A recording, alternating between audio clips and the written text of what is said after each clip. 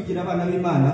Munaelewa kitu ambacho kinachotufanya kuwa watoto wa Mungu? Nukwizera umwami Yesu. Ni kuwa na matumaini mbele za Kristo. Uyu wizeye umwami Yesu ahabwa identification. Yule ambaye ameweza kumtegemea Yesu Kristo anapatiliwa identification ama anapatiliwa urahia. Identification cyangwa se abari icyarimugisha. Anakuwa amepatiliwa majina ama amepatiliwa urahia. Bibiri ibyo ngibyo tubibona mu rwa kabiri rw'Abakorinto.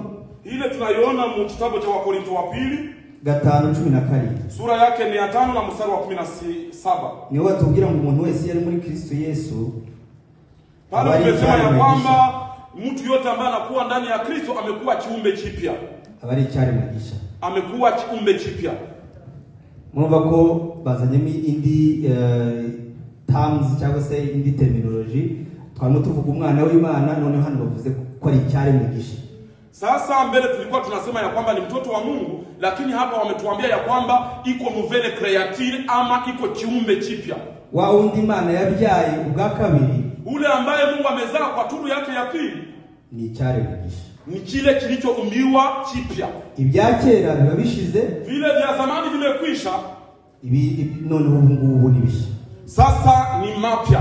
Ni kuvuga ngo rero ubwo buzima busha ni kusema ya kwamba hii maisha ya mpya ugomba kubugenderamo, unapaswa kuyatembelea ndani. Ari nabyo tumaze igihe twiga, na ndivyo tumefanya siku nyingi tulikuwa tunasoma uburyo bwo gukorera Imana, jinsi ya kumtumikia Mungu. Umuntu rero ugomba gukorera Imana ni uyu muntu wavuze ubwa kabiri. Mtu ambaye anaruhusiwa kumtumikia Mungu ni yule ambaye amezaliwa turu yake ya pili. Uko umwana w'Imana ni umuragwa ku Mana.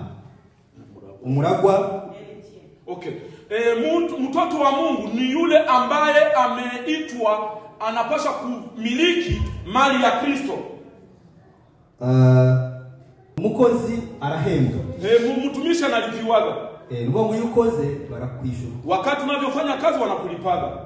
Turamutse dukoze gusa nk'abakozi, tuketumika tu kama vile wafanya kazi, twakwishuza Imana ikatwishura. Tunaweza tukamlipisha Mungu wa mbinguni na anatulipa.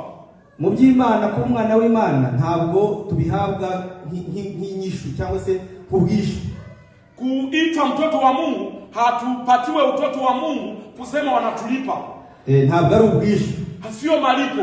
Ahubwo turabana b'Imana kuko twabyawe n'Imana. Tuko watoto wa Mungu ni kwa sababu tumezaliwa na Mungu. Rero iyo wabyaye umwana, wakati unapomzaa mtoto, iyo ugiye gupfa uramuraga. Wakati umezaa mtoto na imefikia kiwango unaenda fariki, unakuaga, unamuaga, ama kuna vitu unamwambia mtoto wako. Nukuvuga ngo abana bawe wabyaye, watoto wako uliowazaa nibo bazungura ibyawe, ndio wanapaswa kumiliki mali yako. No mu by'Imana nuko niko bimeze. Na hata ndani ya Mungu ndivyo vile hivyo. Tuzaragwa iby'Imana kubera ko turabaye. Tutaweza kumiliki mali ya Kristo ni kwa sababu tuko watoto wake. Niyo mpamvu tuje tuvuga ngo iwacu ni mu ijuru. Ndio maana tunasema ya kwamba kwetu ni mbinguni. Haba iwacu byari, kumekuwa kwetu siku gani? Igihe twabyagwaga n'Imana. Ni wakati tumezaliwa na Mungu. Nuvuga rero iwacu ni mu ijuru, ni kusema ya kwamba kwetu ni mbinguni.